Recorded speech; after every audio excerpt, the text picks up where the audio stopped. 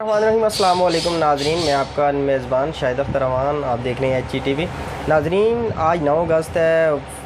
आज तो दिन बड़ा गर्म है, मौसम बहुत गर्म है। उसी लिहाज से आज जिस तरह मौसम गर्म है, उसी लिहाज से यहाँ की जो सियासत है वो गर्म है, और साथ साथ अदालतों का, जैसा कि मैंने आपको रात को भी कहा था कि सुबह बड़े अहम फ़ैसले होंगे और अहम फ़ैसलों के इंकशाफ थे। लेकिन ये उम्मीद हमें नहीं थी कि कल, जैसा कि हमने सीनियर यहाँ पे साफ़ियों तजियाकारों से बात की, यहाँ के अदलिया से बात की, वकीलों से बात की, तो उन्होंने कहा कि ऐसा हो नहीं सकता कि इमरान ख़ान को इतना बड़ा रिलीफ मिल जाए, तो जिसकी उम्मीद नहीं की जा रही थी रात तक। लेकिन रात देर तक जिस तरह PDM की मुलाकातें जारी रहीं और बहुत अहम शख्सियात की मुलाकातें थी, तो रात तो उन्होंने मुलाकातें में गुजारी, तो उसमें ही बस सिस्टम चला और ऐसा चला कि आज इमरान ख़ान को 24 अगस्त तक गिरफ़्तार न करने का फ़ैसला हुआ और इमरान ख़ान को एक बहुत बड़ा रिलीफ़ मिल गया।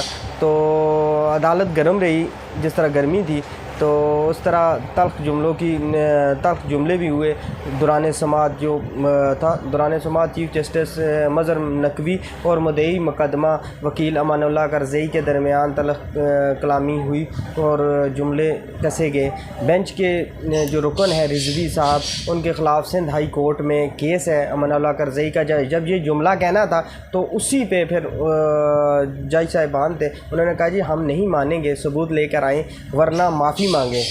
जस्टिस अज़हर नकवी ने जब यह कहा तो हम बेजान नहीं हैं, झूठे इल्ज़ाम लगाए जाते हैं। चीफ मज़हर नकवी पहले आप माफ़ी मांगे, उसके बाद समाअत होगी।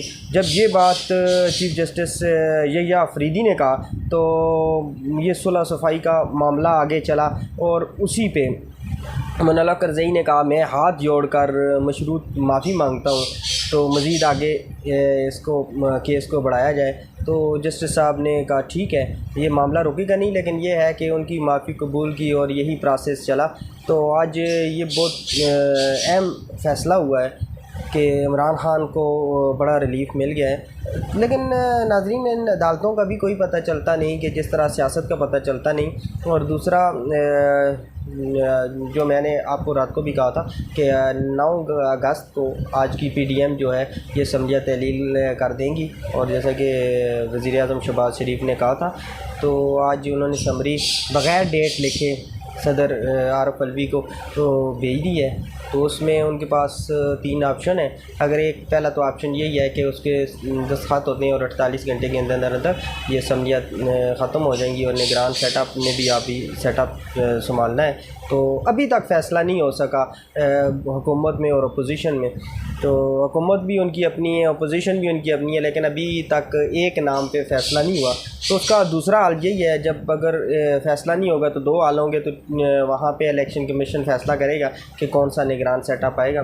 जो ही निगरान सेटअप का हमें पता चलता है तो इंशाल्लाह फिर आपकी खिदमत में हाज़िर होंगे। लेकिन अब तक के लिए इतना ही। अपने मेज़बान शाहिद अख्तर रमान को दें इजाज़त। अल्लाह ने निगहबान।